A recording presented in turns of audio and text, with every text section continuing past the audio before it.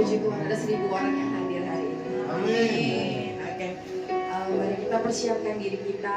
Boleh kita matikan suara handphone kita biar kita bisa konsentrasi untuk memuliakan memuji nama Tuhan. Oke. Hari ini kita berkumpul kembali beribadah untuk memuji memuliakan nama Tuhan. Mari kita sama-sama siapkan hati dan pikiran kita untuk masuk ke dalam hadirat Tuhan. Terima kasih Tuhan, terima kasih Bapa. Kalau kami boleh berkumpul pada hari ini Tuhan, itu semua karena kebaikan-Mu Tuhan. Itu semua karena anugerah-Mu Tuhan dan penyertaan-Mu yang luar biasa buat kami pribadi, lepas pribadi Tuhan. Kami mohon Tuhan hadir di tengah-tengah kami di sini Tuhan, dan juga Roh Kudus hadir bersama kami Tuhan. Kami percaya Tuhan buat orang berkumpul di situ adalah kemuliaan Tuhan Yesus. Terima kasih Tuhan Yesus sertai kami dari awal pertengahan hingga akhir. Juga kami pribadi Tuhan yang akan melayani Engkau Tuhan, biar kami memuliakan nama-Mu hanya untuk kemuliaan-Mu Tuhan Yesus. Hapus segala kesombongan Tuhan. Kami percaya Tuhan, Engkau Tuhan yang akan menyertai setiap kami yang hadir di sini. Terima kasih Tuhan Yesus. Haleluya. Amin. Mari kita bersama naikkan pujian kita. Mari kita menyembah Tuhan.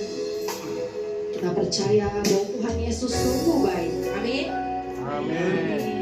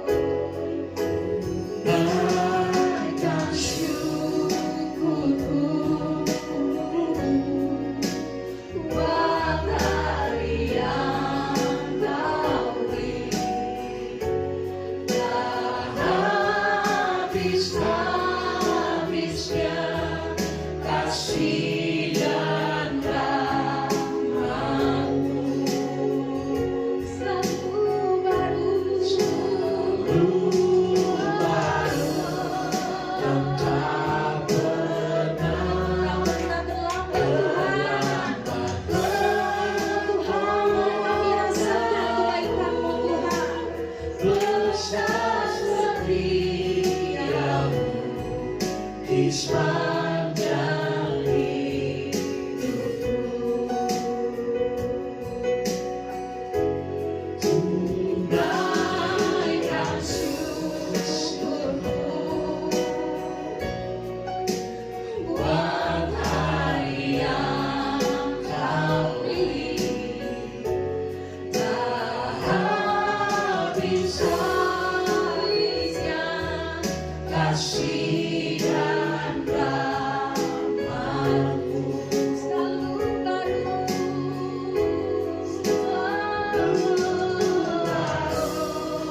dan tak pernah terlambat pertolongan-Mu. Besar setiamu di sepanjang hidup. Mari Bapak Ibu Saudara-saudari kita bangkit berdiri untuk memuji Tuhan. Mari kita menyembah Tuhan lebih lagi. Terima kasih Tuhan buat kebaikan-Mu Tuhan. Terima kasih Bapak. Kami percaya Tuhan. Kami ada hari ini Tuhan. Itu semua untuk kebaikan-Mu. Kita bertemu Tuhan dalam ibadah ini Tuhan. Terima kasih Tuhan Yesus. Terima kasih karena hati kami itu sungguh Tuhan kebaikan-Mu Tuhan. Mengucap syukur Tuhan. Kami percaya Tuhan Engkau layak Tuhan ditinggikan. Engkau layak Tuhan. Terima kasih Tuhan. Terima kasih Yesus. Haleluya. Haleluya. Terima kasih Tuhan. Kami menyembah Tuhan dengan segala hati kami Tuhan. Inilah hati kami Tuhan. Biarlah Engkau yang mengisi setiap hati kami ini Bapa. Yang mana kami ini Tuhan Yesus ada di Tuhan kami. Terima kasih Tuhan. Oh,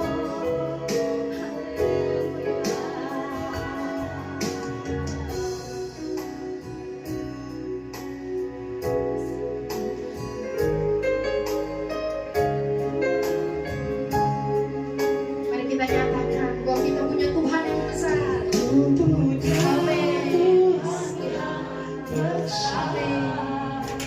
Yang tak berjanji dan sanggup menggenapi imanku, bersepakat percaya kuasanya.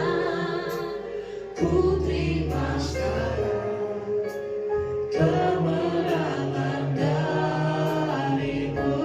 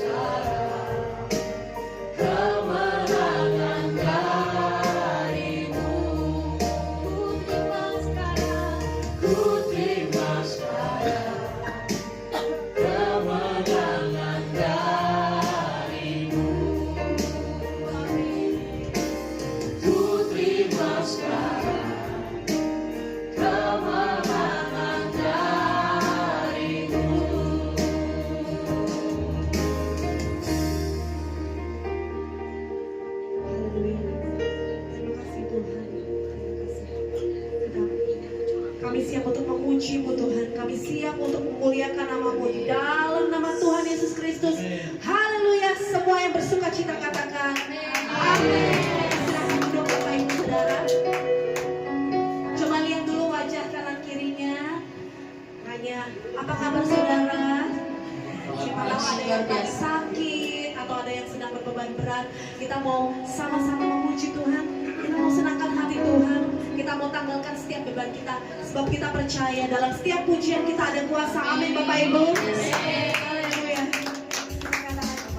Ada kuasa dalam pujian.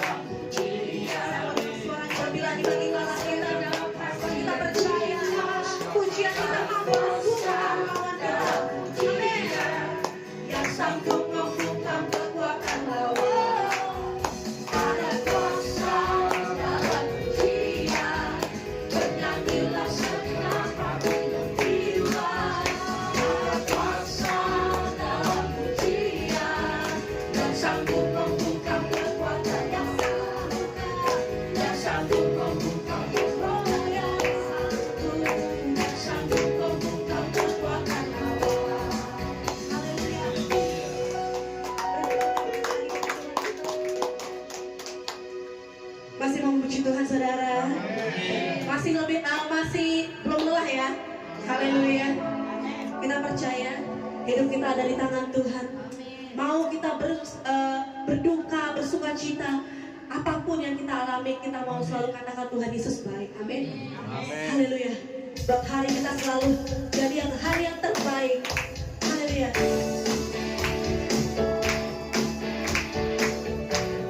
Dengan iman katakan pujian ini Bapak Ibu.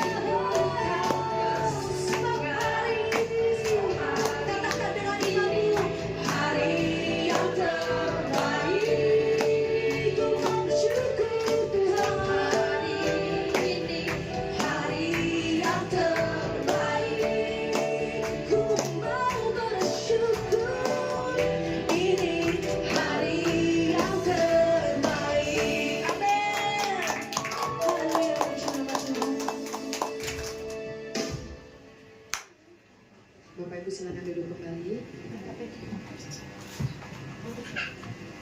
Selanjutnya kita mempersiapkan persembahan kita, dan mari kita membawa dalam doa. Mari kita bersatu dalam doa. Bapa, dalam nama Tuhan Yesus kami mengucap syukur buat hari ini. Kami boleh ada sampai hari ini semua karena kemurahan Tuhan, semua karena kebaikan Tuhan. Terima kasih Tuhan, tiba saatnya kami akan memberikan persembahan. Kiranya persembahan kami boleh menyenangkan hati. Kami memberi bukan supaya diberkati, tapi kami memberi karena kami sudah diberkati. Yang bersyukur Tuhan, biarlah kami memberi dengan sukacita. Dalam nama Tuhan Yesus, haleluya. Amin.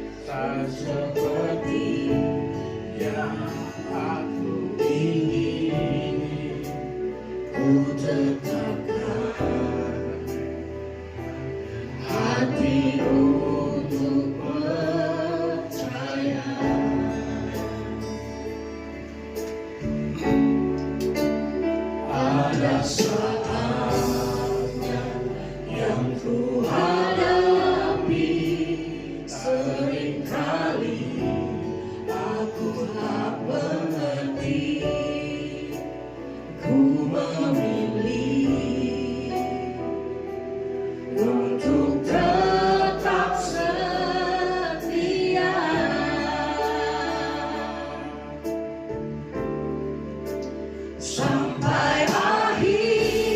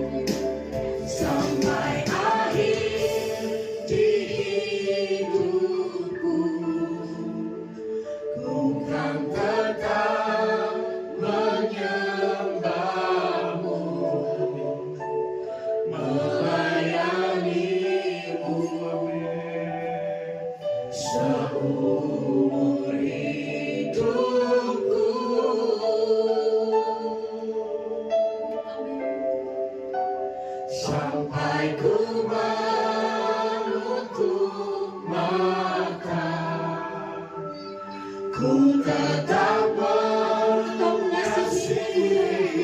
tetap mencintaimu Tuhan. biar kau dapati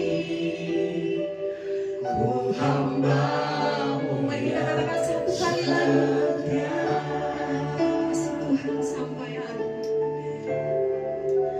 Sampai akhir di hidupku, ku kan tetap menyembahmu, melayanimu seumur hidupku.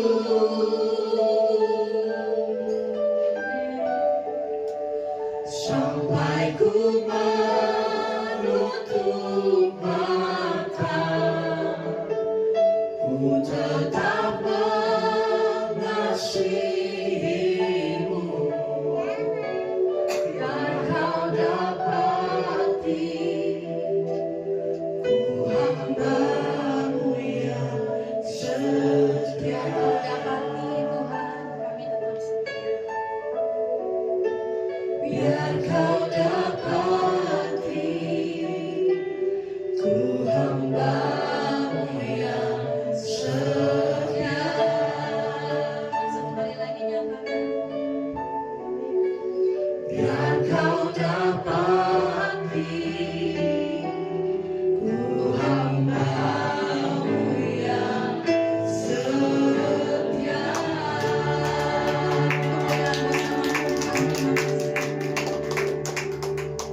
Silakan Amin. Kami bersyukur Tuhan buat sore malam hari ini. Kami boleh ada di tempat ini semua karena kemurahan Tuhan, semua karena kebaikan Tuhan. Kiranya Tuhan kasih setia Tuhan mengalir bagi setiap kami. Roh Kudus pimpin hari ini. Biarlah pemberitaan firman-Mu oleh Roh Kudus ambil alih. Terima kasih Tuhan, biarlah tanah hati kami menjadi tanah hati yang subur, yang siap ditanam untuk ditaburkan benih firman Tuhan. Terima kasih Tuhan, kami mengucap syukur buat hari ini. Kami ada, sebagaimana kami ada, semua karena anugerah-Mu. Dalam nama Tuhan Yesus kami berdoa dan mengucap syukur. Haleluya. Amin. Silakan duduk, saudara-saudara semua, puji Tuhan.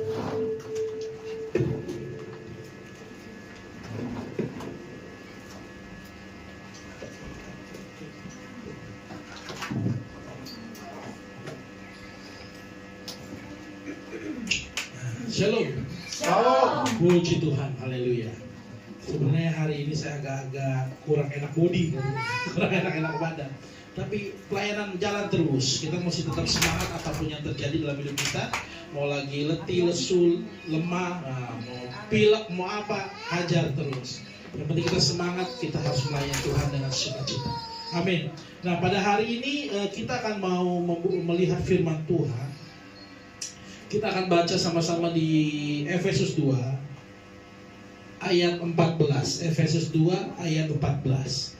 Kita akan buka sama-sama Efesus 2 ayat 14.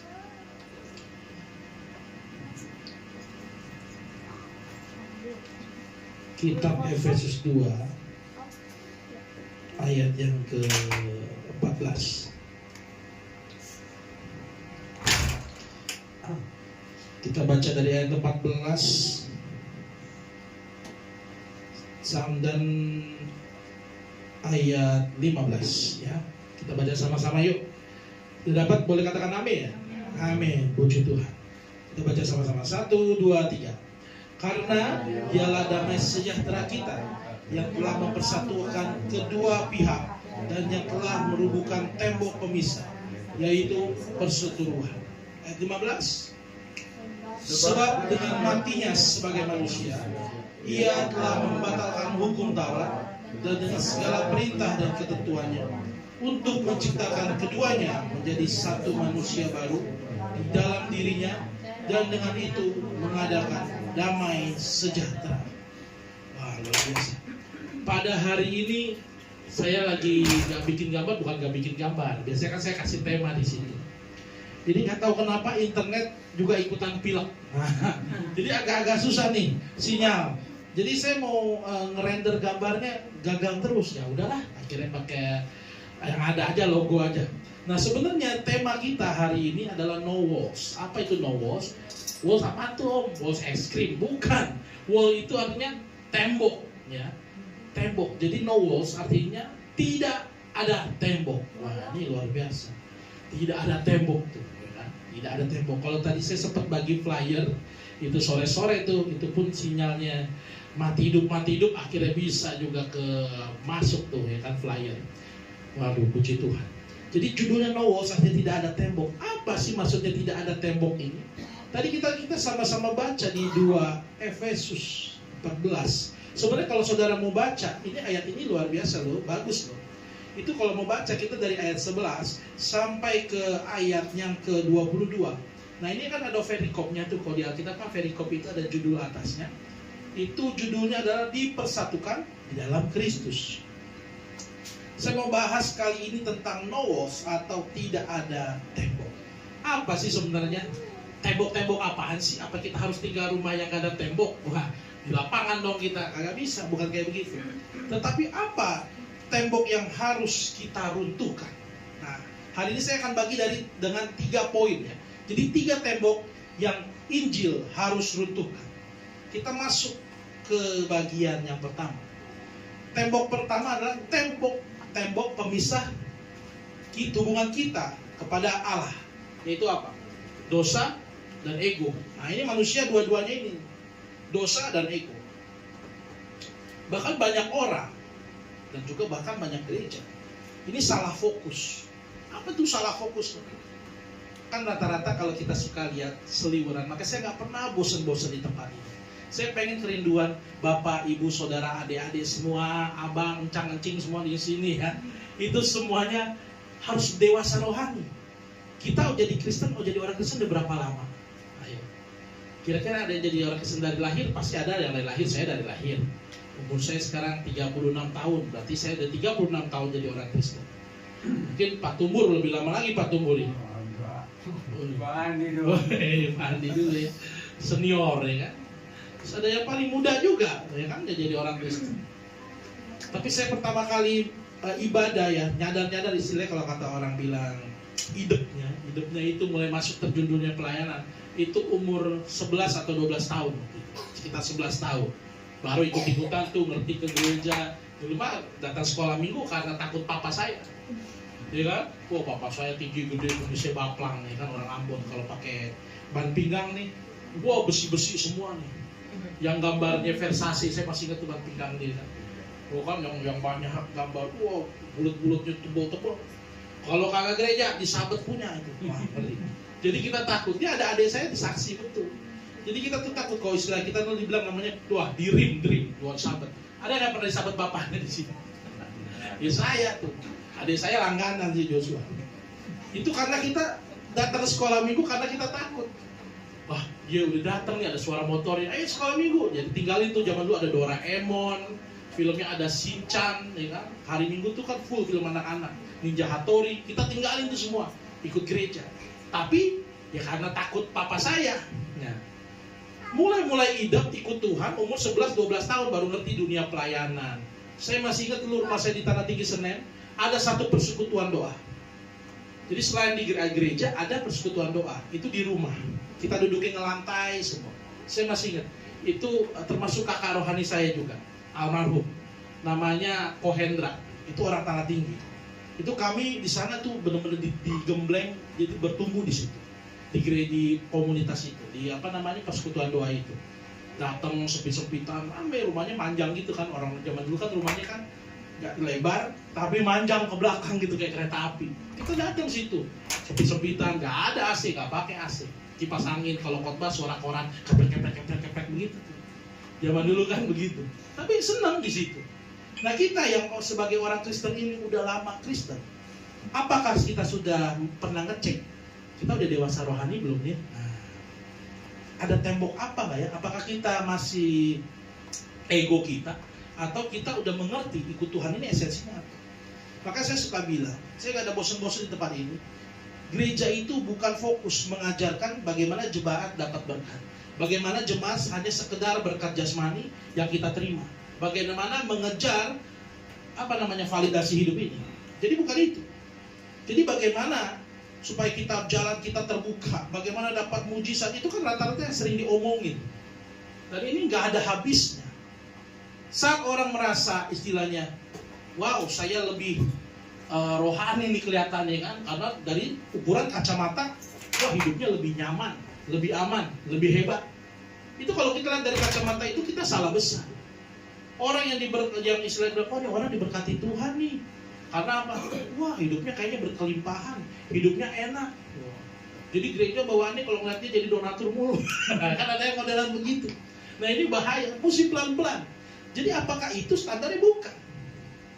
Jadi kedewasaan rohani ini bukan sekedar bagaimana kita bisa menilai orang dari yang kita lihat doang. Ada orang yang sederhana, tapi mampu memberi tanpa diketahui orang banyak. Ada yang kayak begitu. Itu kedewasaan rohani. Ada orang yang juga istilahnya membantu orang tanpa perlu orang lain tahu. Ya kan? Itu buat kedewasaan rohani. Banyak. Terus ada orang bilang, wah, jadi kalau orang kaya ini kan dia pun kelihatan tuh dari wujudnya kan. Wah, mantep lah pokoknya, orangnya perawakannya oke. Ya kan? Zaman dulu apa itu, kalau zaman dulu kan rambutnya pakai gel gitu kan, yang licin-licin, wah mobilnya bagus segala macam. Itu rata-rata orang itu akan menghormati. Nah ini yang menjadi salah, kenapa? Karena orang saat mulai bergereja, kalau itu jadi patokannya, orang akan berlomba-lomba menjadi orang tersebut. Bukan lagi berlomba-lomba bagaimana kita mengikut Tuhan dengan benar. Maka itu kan kadang-kadang di gereja paling saling sikut lah, aduh, dihormati lah. Wah ini udah kacau banget. Jadi gereja belakangan ini banyak kan kehilangan fokus. Makanya saya nggak bosen di tempat ini saya bilang, ayo kita mau maju ke dalam kedewasaan rohani kita. Tembok yang kita harus hancurkan adalah dosa dan ego kita. Ego itu termasuk bagaimana kita memikirkan kayak gini. Wah, saya mau nolong seseorang, tapi ntar dulu deh, ntar saya terlibat, kan kayak gitu.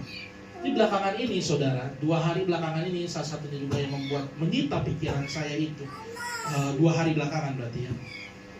Itu ada temennya anak saya, si Elkan, itu hilang. Itu anaknya baik sekali, anak panti asuhan.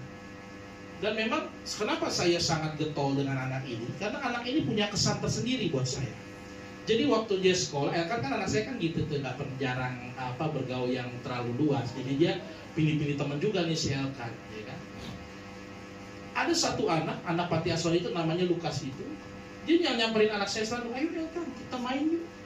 Digandeng tangannya, jalan kemana-mana sudah. Ya kan, kecil-kecil tua juga nih saya pikir ya kan. Baik banget kalau ketemu saya nyapa. Kadang-kadang saya lewat di jalan panti asuhan tuh depan kan ada di Seneno Bukit Menteng ada panti asuhan. Lihat dia lagi nyapu.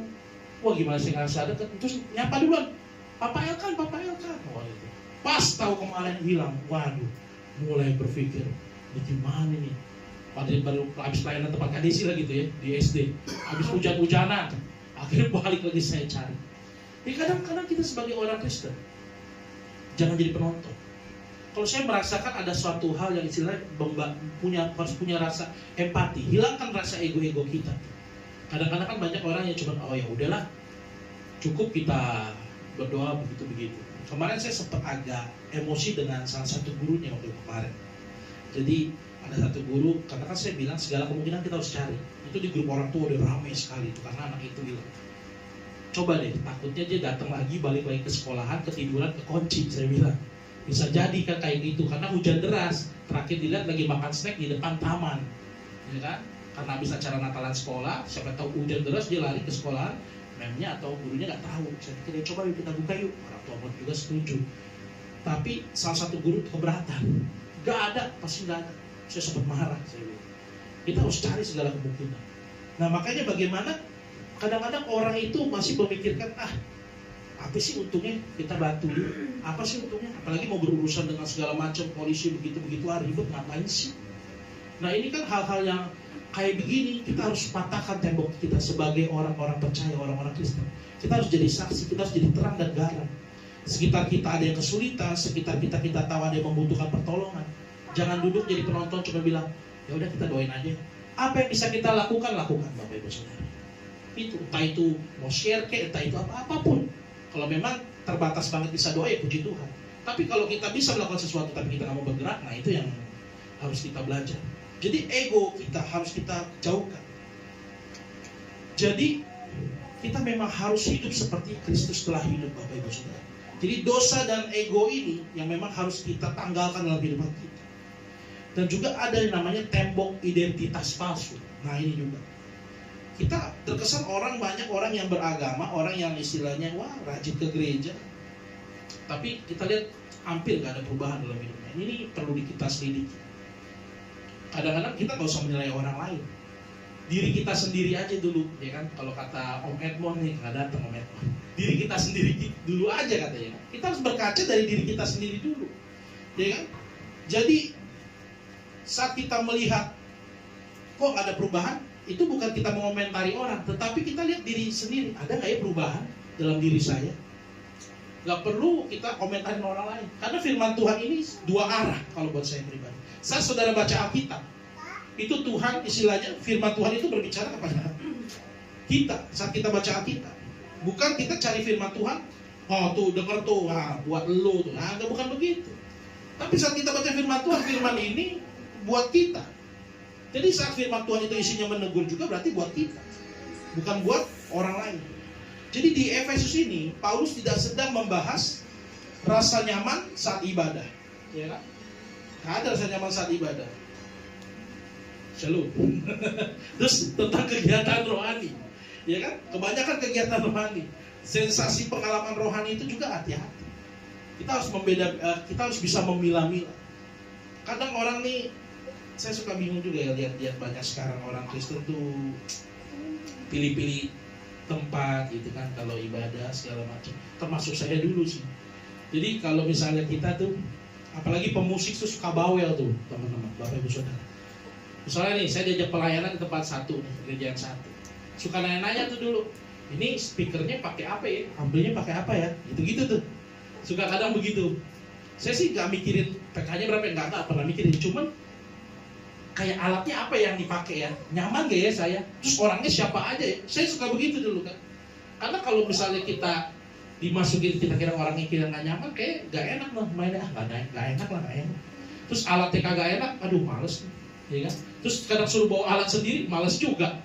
Nah ini saya mulai belajar waktu itu mikir, ini saya melayani Tuhan atau melayani diri saya sendiri. Nah ini beda-beda tipis. Kalau kita cuma cari nyaman, nah kita harus pikir tuh, apa kita benar-benar melayani Tuhan atau melayani diri kita sendiri. Kita datang ke gereja karena hobi, waktu itu kan saya main musik. Apa ini penyaluran hobi saya kali ya? Ini juga harus kita benar-benar teliti. Jadi identitas palsu yang bisa kita nggak nyadar tuh ya. Kita datang ke gereja itu kadang-kadang tujuannya apa?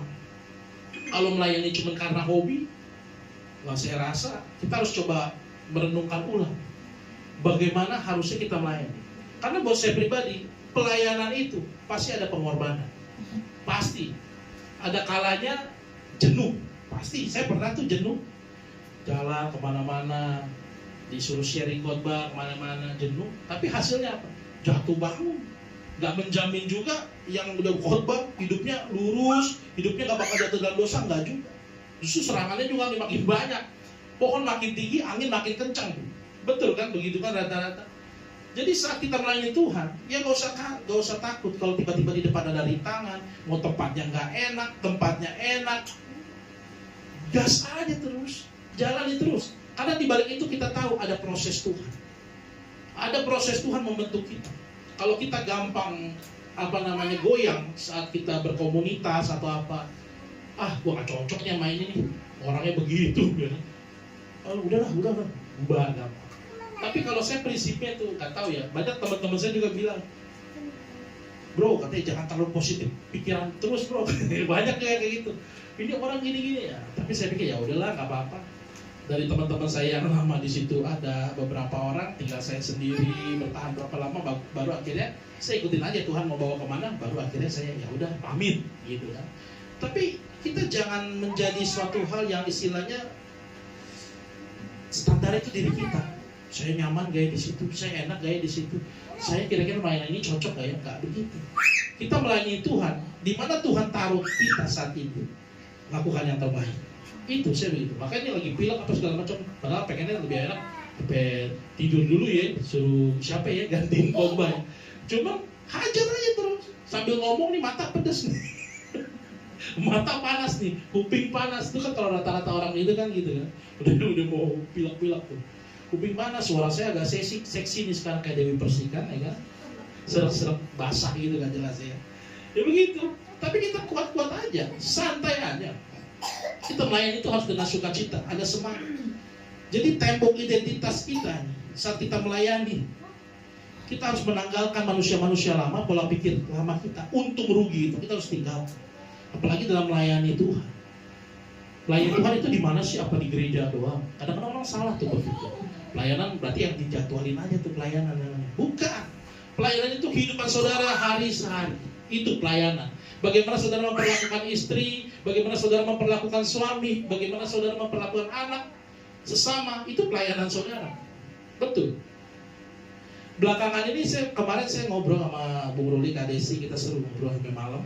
Saya sempat kesaksian cerita gini, kemarin saya ngomong, saya pengen tuh gereja ini punya satu jiwa lagi kita menangkan nih dari kaum seberang, yang bukan cuma pindahin gereja A ke gereja kita, dari ini ke gereja kita. Saya lagi berdoa waktu itu kemarin, Tuhan pengen tuh temuin lo orang-orang lagi yang kayak begitu. Singkat cerita, kalau nggak salah berapa hari lalu tuh, saya pagi kan mau makan nasi kuning tuh, ada tukang nasi kuning langganan di Maiso tuh. Pak Maiso kalau saudara tahu itu kan ada nasi kuning tuh, kalau pagi-pagi suami istri. Yang istrinya kan hubungannya, dia juga tuh orang-orang suka. Jadi saya makan mau bayar tuh. Waktu itu saya ingat banget, saya buru-buru mau bayar air ya kan. Aku tutup gitu ya, pas selesai makan saya mau bayar, terus tiba-tiba abangnya manggil saya, bang, bentar dong bang, mau nanya ngobrol. Tahu nggak apa yang dia tanyain saudara? Dia mau tahu tentang Yesus. Nah itu luar biasa. Ditanyain, jadi betah saya ngobrol. Dia tanya, dia bandingkan dengan apa yang dia tahu, dengan apa yang menurut abang gimana. Injil masuk saudara di situ. Ini makanya kalau memang kita minta sesuatu dari Tuhan yang bersifatnya untuk kepentingan kerajaan Allah, itu Tuhan cepat. Ada. Saya pernah tuh Tuhan nasi kuning kenal saya udah lama, tapi nggak pernah ngomong-ngomong begitu. Nggak tahu tiba-tiba kemarin dia ngomong begitu. Mau cari tahu tentang ini, tentang Kristus. Akhirnya singkat cerita, saya sebelum pulang saya lihat tuh udah ngobrol udah hampir 2 jam. Saya bilang, saya mau bayar air bang. Terus habis itu dia bilang, oh yaudah bang, itu kira-kira tempat abang katanya jam berapa acara?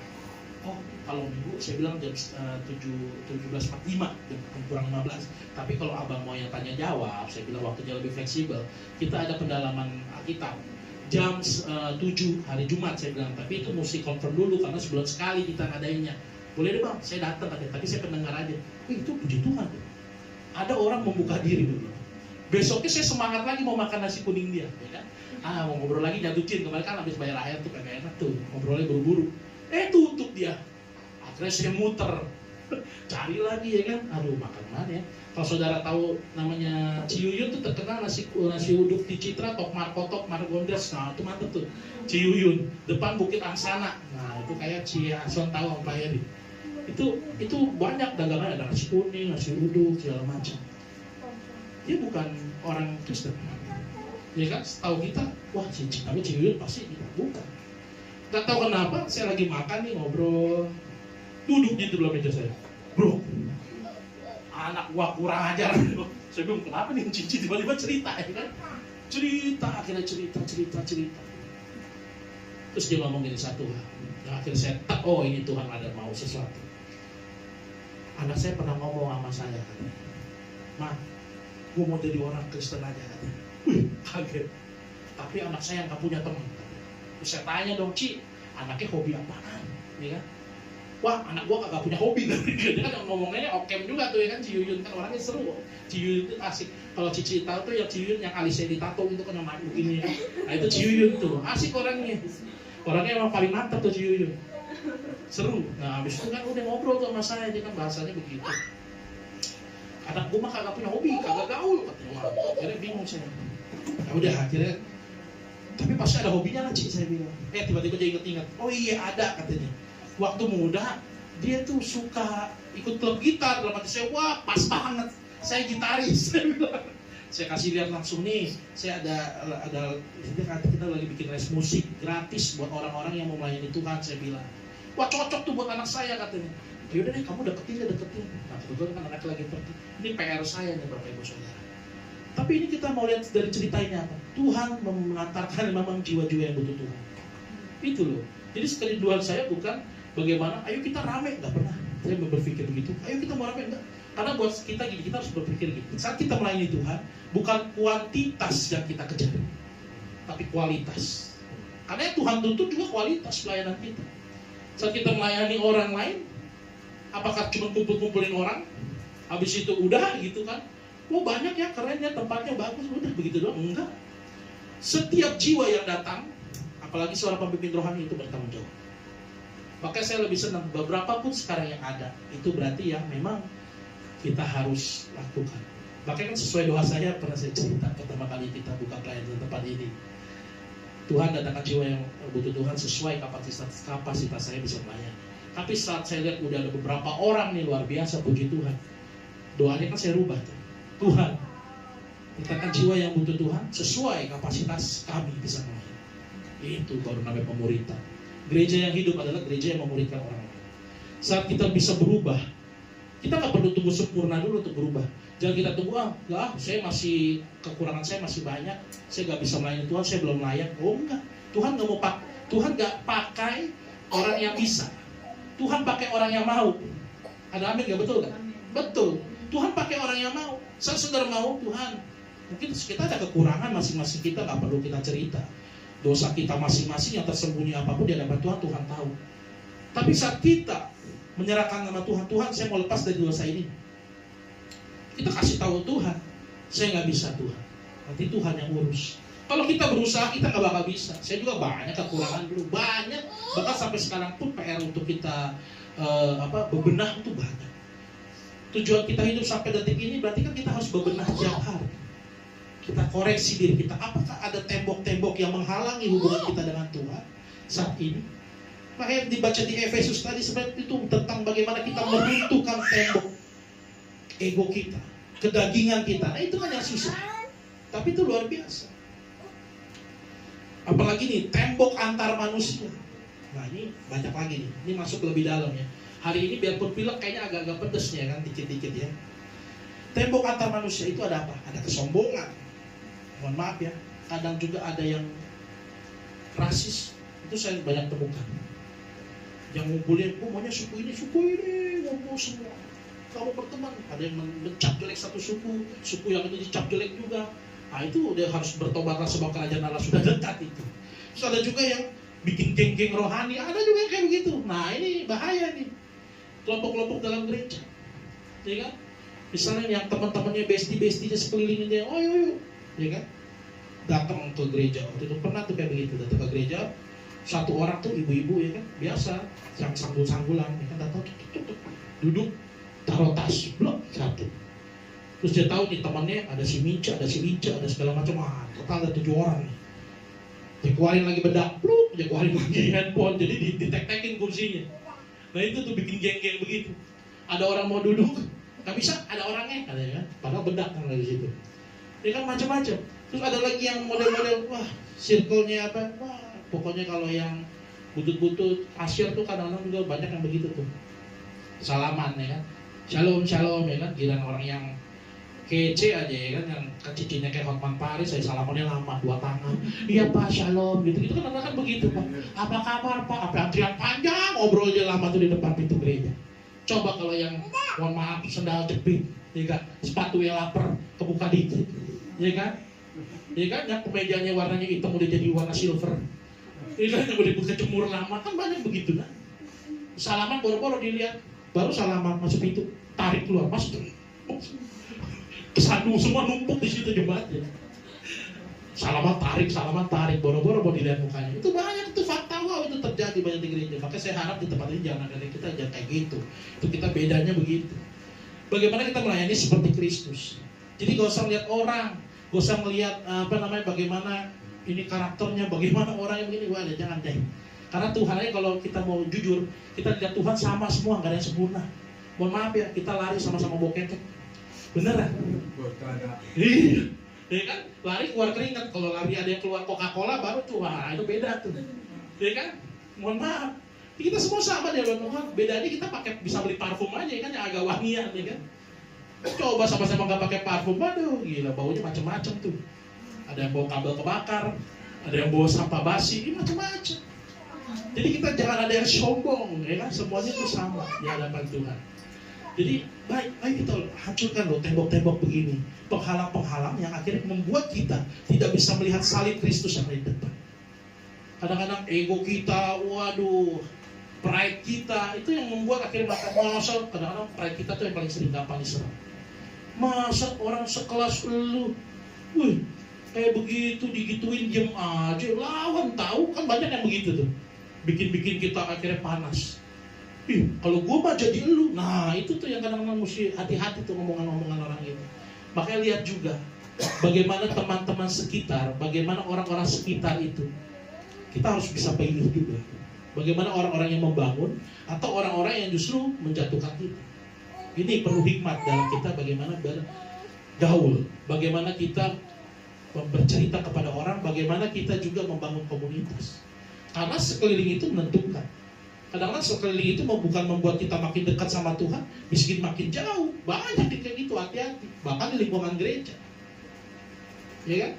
Jadi intinya Injil Kristus bukan membawa tentang kehidupan kita secara jasmani yang semakin terlihat wah, tetapi membawa penyerahan hidup kita kepada Tuhan. Itu dia baru kita menghancurkan tembok itu. Jadi dari Efesus 2 itu tadi nggak berkata Tuhan Yesus menghapus tembok agar kita diberkati secara jasmani doang, nggak begitu. Tapi dia berkata Tuhan Yesus merubahkan tembok agar kita dipersatukan di dalam Kristus. Amin. Kita dipersatukan di dalam Dia. Jadi dalam diri kita ada karakter-karakter ilahi, ada karakter-karakter Tuhan Yesus. Yang tadinya gampang marah, jadi gak gampang marah. Yang tadinya gampang dongkol sama orang, gampang pikir negatif sama orang, jadi enggak gitu, jadi lebih santai hidup. Yang tadinya ketakutan menjalani hidup ini jadi lebih santai, lebih rileks. Tahu juga apa sih kita hidup ini kadang-kadang saya juga mikir, kalau dulu ya saya beda memang. Token bunyi dikit itu ya panik saya tuh. Aduh gimana ya, pusing gitu kan. Kadang-kadang santai aja. Kadang-kadang juga saya emang gak perlu pusing-pusing. Kadang kalau sama lu juga kita sama saudara gak usah gengsi-gengsi. Saya tuh tanya mau ada aja. Saya token bunyi Ultraman lobet, saya tanya, wah lagi kosong nih, ada 20 gak transfer dulu, santai aja kita begitu aja. Hidup gak usah dibawa pusing, gak usah dibawa gengsi nanti gue gak ini lah, santai aja. Hidup itu kita berjalan aja. Tuhan memberkati itu, nah sebenarnya ini sebagai penutup. Berkat Tuhan dalam hidup kita sebenarnya apa sih? Selain nafas kehidupan, kesehatan, apa sih berkat Tuhan? Yang paling nyata dalam hidup kita apa? Orang-orang sekitar kita yang mengasihi kita dengan tulus. Itu berkat Tuhan yang luar biasa. Jarang loh orang, belum tentu orang yang kaya sekitarnya tulus, belum tentu. Ini setiap ada orang yang menolong kita dengan tulus, yang mengasihi kita dengan tulus, itu berkat Tuhan yang luar biasa. Jadi ayo, kita jangan hidup lagi dari tembok-tembok yang kita bangun sendiri, sehingga tidak melihat salib dalam hidup kita, sehingga tidak membuat kita melihat Yesus nyata dalam hidup kita. Baik, mari kita bersama, kita mau merenungkan firman Tuhan. Jadi tidak ada dinding di antara kita dan Tuhan. Tidak ada lagi tembok antara kita dan sesama. Dan tidak ada lagi tembok palsu tentang keagamaan yang sedang kita jalankan, pelayanan kita. Mari kita bersama-sama siapkan hati kita. Sebentar kita juga akan menerima perjamuan kudus. Kita mau sama-sama berdoa. Haleluya. Tuhan Yesus, kami mengucap syukur buat malam hari ini. Kasih-Mu begitu luar biasa bagi kami. Biarlah hidup kami semakin serupa dengan Tuhan, seperti visi misi kami ke depan Tuhan. Biarlah persekutuan ini Tuhan, kami memiliki hati seperti Kristus, memancarkan kasih Tuhan bagi setiap orang. Biarlah orang itu juga dapat melayani orang lain lagi, memancarkan kasih Kristus. Karena itulah yang Kau inginkan dalam kehidupan kami. Kami tidak sekedar bertumbuh, kami harus berbuah. Kami bersyukur Tuhan, pakai hidup kami. Kami tahu hidup kami tidak sempurna. Kami tahu kami jatuh bangun. Karena sifat kedagingan kami masih manusia. Tapi kami memiliki Roh Kudus yang menghantar kami, menguatkan kami senantiasa. Biarlah ajar kami mengandalkan Roh Kudus di setiap langkah kehidupan kami. Bukan karena kuat dan gagah kami mampu, tetapi karena Tuhan yang memampukan kami. Kami bersyukur Tuhan. Biarlah terus hidup kami menjadi saksi Tuhan. Biarlah segala tipu muslihat iblis dalam kehidupan kami, tembok-tembok yang menghalangi kami melihat kemuliaan Allah dalam kehidupan kami, tembok-tembok yang menghalangi kami untuk ingin tahu rencana Tuhan yang bagus dalam kehidupan kami, runtuhkan Tuhan. Biarlah hidup kami menjadi manusia yang baru, menjadi ciptaan yang baru, yang mengasihi setiap orang. Dari tutur kata perbuatan kami, memancarkan Kristus dalam kehidupan kami. Terima kasih Tuhan, sebentar kami juga akan menerima perjamuan kudus. Kita bersama-sama boleh saya undang untuk yang bertugas membagikan. Terima kasih Tuhan Yesus, kami bersyukur. Haleluya.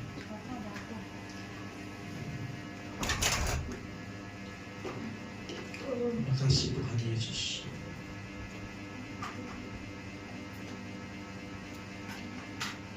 Sambil dibagikan kita akan menaikkan satu pujian.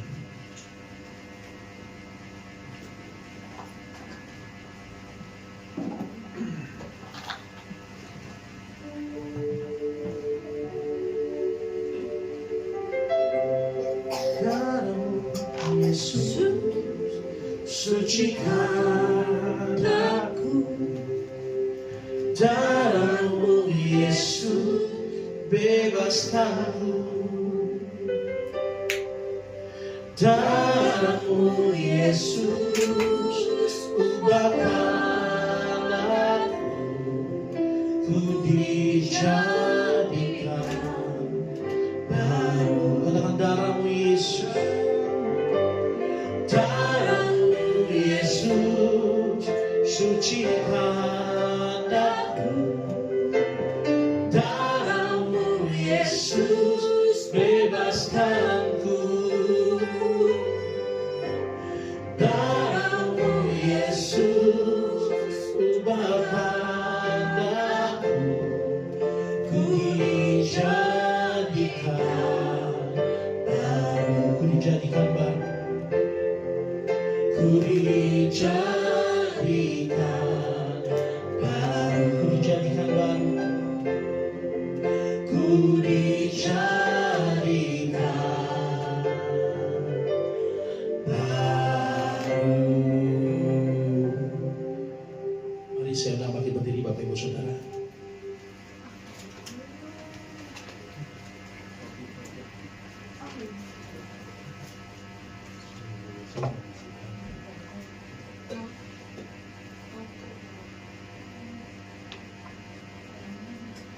Mari kita sama-sama mengangkat roti di tangan kita sebelah kanan. Haleluya, saya akan bacakan firman Tuhan. Sebab apa yang telah kuteruskan daripadamu, telah aku terima dari Tuhan, yaitu bahwa Tuhan Yesus pada malam waktu ia diserahkan, ia mengambil roti dan sesudah itu ia mengucap syukur atasnya, ia memecah-mecahkannya dan berkata, inilah tubuhku yang diserahkan bagi kamu, perbuatlah ini menjadi peringatan akan. Apakah saudara percaya roti yang saudara angkat di tangan kanannya adalah tubuh Kristus? Amin. Mari kita makan bersama-sama di dalam nama Tuhan Yesus Kristus.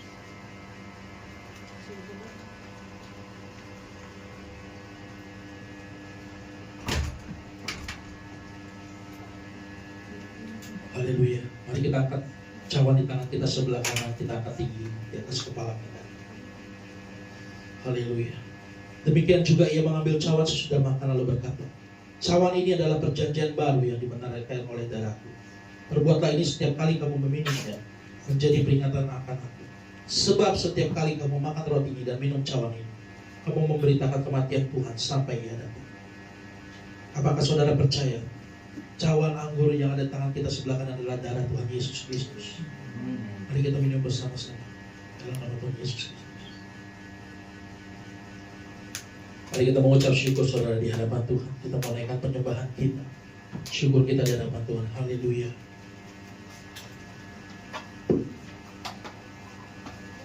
Terima kasih Tuhan Yesus.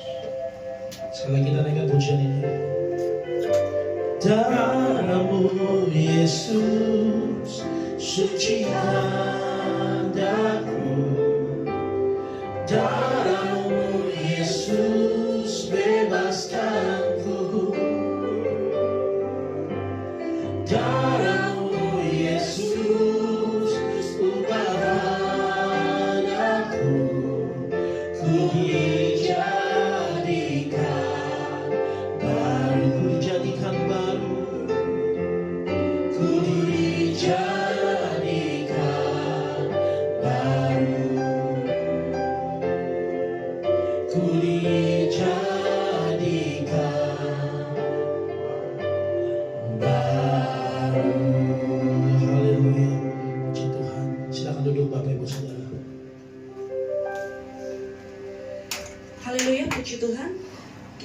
masuk dalam persembahan. Mari kita siapkan persembahan kita yang terbaik. Terima kasih Bapa, kami mengucap syukur untuk firman-Mu yang telah dibagikan Tuhan Yesus. Biarlah firman-Mu itu Tuhan boleh menjadi benih yang bertumbuh subur di hati kami ya Bapa. Dan boleh Tuhan menjadi berkat untuk orang-orang di sekitar kami Tuhan. Kami boleh menjadi pelaku firman-Mu ya Bapa. Terima kasih Tuhan, kami mau memberikan yang terbaik untuk kerajaan-Mu di dalam nama Tuhan Yesus Kristus. Haleluya. Amin. Selamat memberi, Tuhan Yesus memberkati.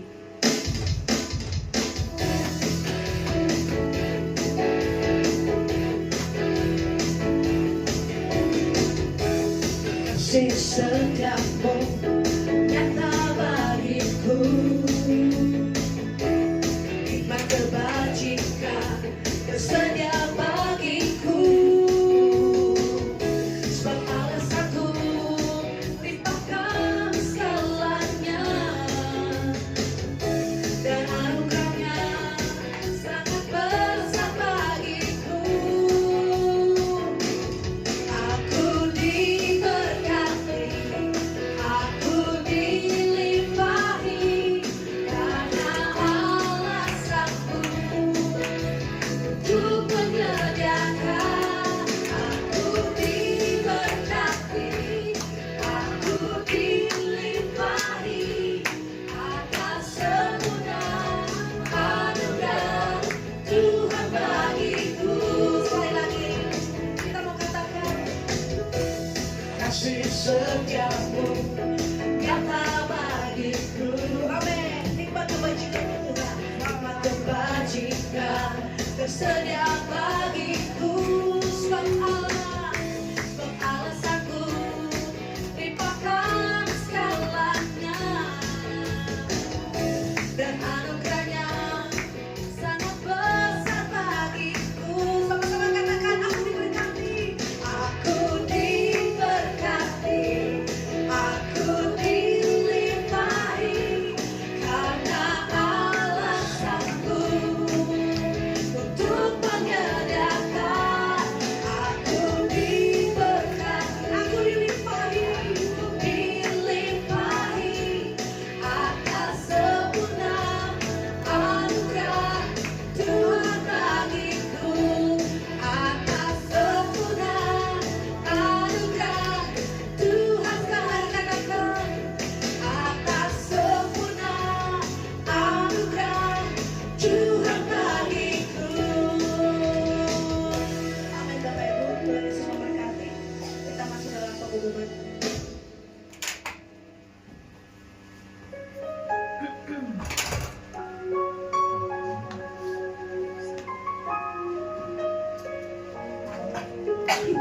Shalom, selamat hari Minggu.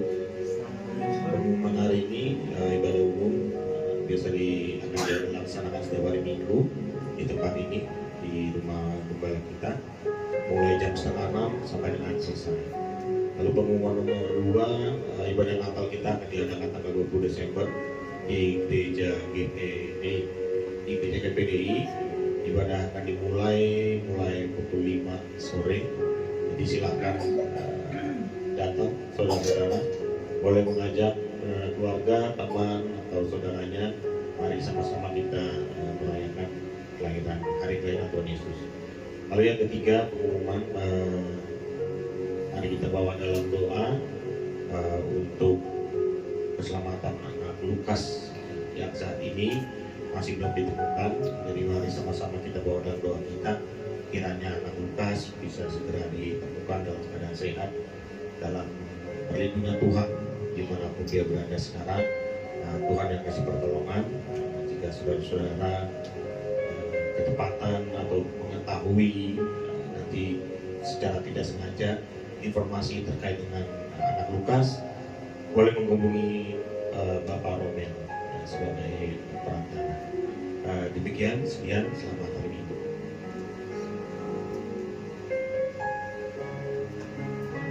Selanjutnya bertugas sebagai doa syafaat.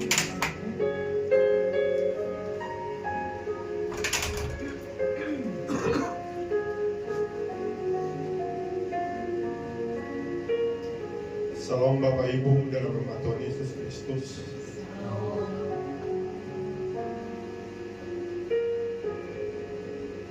Sebelum saya mulai dengan doa saya berpesan kepada Bapak Ibu di tengah gejolak dunia saat ini, luar negeri maupun dalam negeri, banyak sekali hal yang tidak bisa kita duga-duga yang bisa mengancam jiwa raga kita. Mari kita untuk tetap setia di hadapan Tuhan dan selalu berdoa supaya kita benar-benar diselamatkan.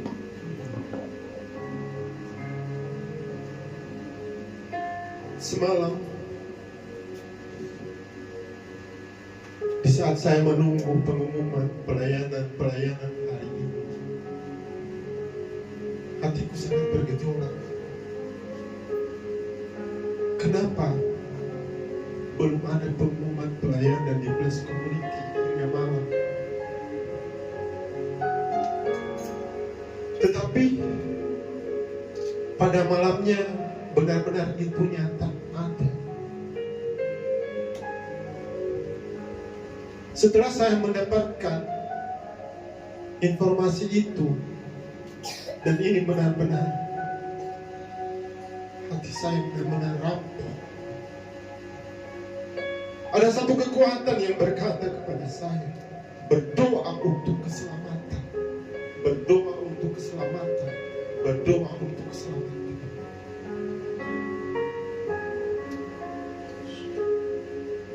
Sampai saya berdoa, ya Tuhan, apa yang akan terjadi? Sehingga aku juga dituntut sebagai doa syafaat pada hari ini. Apa yang harus saya doakan? Inilah doa saya yang bisa saya sampaikan kepada Bapak Ibu, saudara-saudara sekalian, yang supaya kita ini benar-benar bisa mampu menghadapi berbagai rintangan, gangguan yang akan terjadi di masa-masa yang akan datang. Mari kita berdoa. Allah Bapa yang bertata dalam kerajaan surga, Tuhan Yesus Kristus Juru Selamat kami, penolong kami, pemberi kami kehidupan, Allah Roh Kudus yang selalu menyertai kehidupan kami. Terpuji namamu ya Tuhan, Engkau sungguh baik, Engkau sangat baik, Engkau selalu menyertai hidup kami, hingga kami bisa berkumpul bersekutu di tempat ini untuk memuji memuliakan namamu. Kami tahu Tuhan Yesus, kami bukan orang yang baik. Kami tahu Tuhan Yesus, kami bukan orang yang suci di hadapan-Mu. Engkau senantiasa menyertai hidup kami. Kami yakin tertumpahnya darah-Mu di atas kayu salib, kami sudah ditebus. Tuhan Allah Bapa di surga, Engkau Allah Maha Pengasih, Maha Penyayang. Biarlah Tuhan pimpin kami untuk selalu mengingat-ingat akan pengorbanan-Mu di atas kayu salib. Tuhan Allah Bapa di surga, kami berdoa untuk seluruh jemaat yang ada di Bless Community. Biarlah Tuhan jauhkan segala hal-hal buruk yang akan menimpa kami. Biarlah Tuhan senantiasa berkenan untuk hadir bersama-sama dengan kami di setiap langkah kami. Tuhan Allah Bapa di surga, biarlah juga Tuhan pimpin, biarlah Tuhan bentengin tempat ini untuk kami senantiasa bisa bersekutu untuk memuji memuliakan nama-Mu. Tuhan Allah Bapa di surga, saya juga berdoa dengan doa syafaat ini untuk hamba-Mu yang senantiasa mempersiapkan dirinya untuk menjaring banyak jemaat-jemaat-Mu, pengikut-pengikut-Mu Tuhan Yesus, yaitu Bapak Romi. Biarlah Tuhan berkati segala apa yang menjadi rencananya, apa yang menjadi niatnya. Biarlah Tuhan mudahkan kuliah-kuliahnya, sehingga dia benar-benar memuji memuliakan nama-Mu. Dan biarlah Tuhan lindungi keluarganya, baik dirinya sendiri, istrinya, dan anak-anaknya, dan apa yang dia punya. Begitu juga Tuhan limpahkan rahmat-Mu kepada seluruh jemaat di Bless Community. Biarlah Tuhan selamatkan dari hal-hal yang tidak kami kehendaki. Tuhan Allah Bapa di surga, saya berdoa secara khusus untuk seluruh keluarga di tempat ini. Beri kedamaian, beri ketentraman Tuhan Yesus. sehingga mereka bisa seia sekata dalam menjalani hidup ini.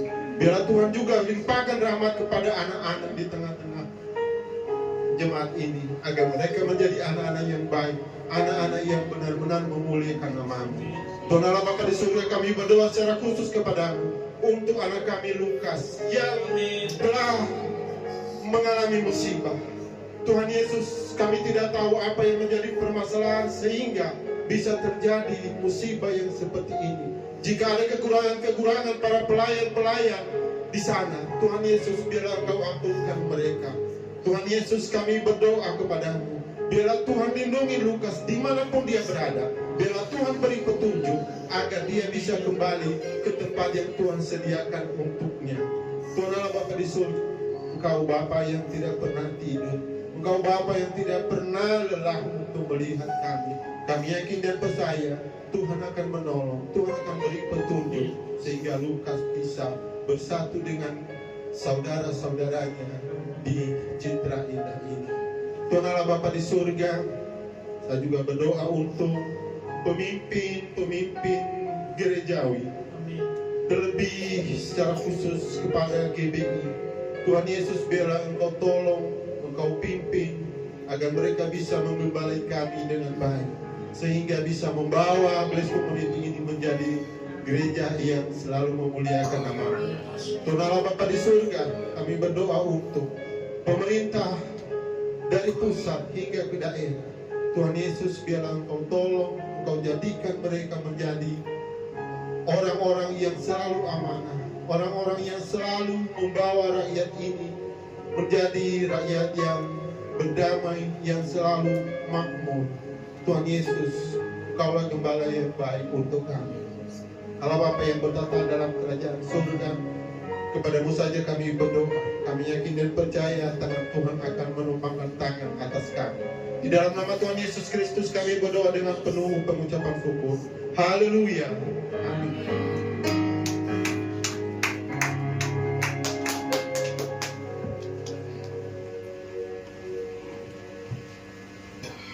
Mari bersama-sama kita akan mengakhiri ibadah kita pada hari ini.